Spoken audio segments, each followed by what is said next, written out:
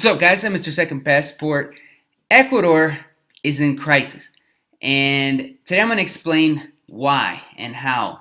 The murder rate or homicide rate, whatever you want to call it, is absolutely skyrocketing. For just a small, historically tranquil and safe country of 17.64 million, and geographically just the size of the state of Nevada, more or less, Ecuador now has a homicide rate of 14 per every 100,000 people, right? And the issue is that the amount of murders going on is literally doubling up for the last several years. Each year it's doubled up, doubled up, doubled up since about 2019. For example, last year was a little over 2,400 murders. And the year before that, 2020, was just 1,300 murders, and 2019 was even less than that, right? But the real issue is, in just the first quarter of this year, the first 3 months, there has already been almost 1,200 violent deaths, according to this Vistazo local magazine here in Ecuador, who's reporting. And so if this rate continues, right, we're on pace to double up the murders and homicides again for 2022 here in Ecuador, giving us a homicide rate in the mid-20s. Now, Chicago, I'm not picking on Chicago.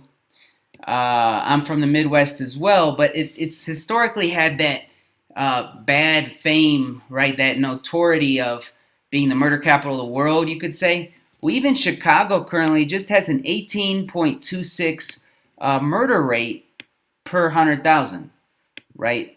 And so having a 26, if you're curious, out of the 50 most dangerous cities in North America are concerned, you know, where would a 26 put the country of Ecuador? It would put it about 9th on the list, just one in front of my home city of Cleveland, Ohio.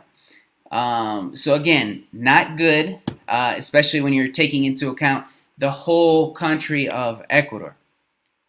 And Ecuador, for the first time on this list, on insightcrime.org, now has one city in the top 50 most dangerous in Latin America, and that is Guayaquil as well.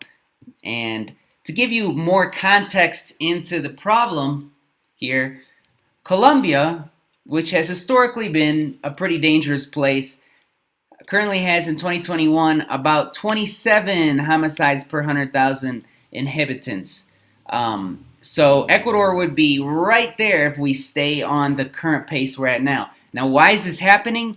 Well, the neighboring countries over time, over the last several years especially, have kind of figured out that the police force and the authorities in general in Ecuador are really quite soft on crime, and they are very corrupt too. So it's really easy to take advantage of. So especially these narcos, these drug dealers drug traffickers have kind of pushed the problem and are kind of using Ecuador to funnel out and channel out their merchandise to the world.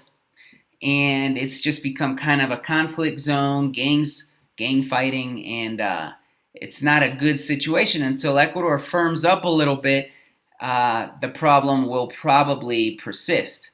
So again, something to consider. I'm Mr. Second Passport. If you like that, remember to subscribe and hit the like button below. Take care.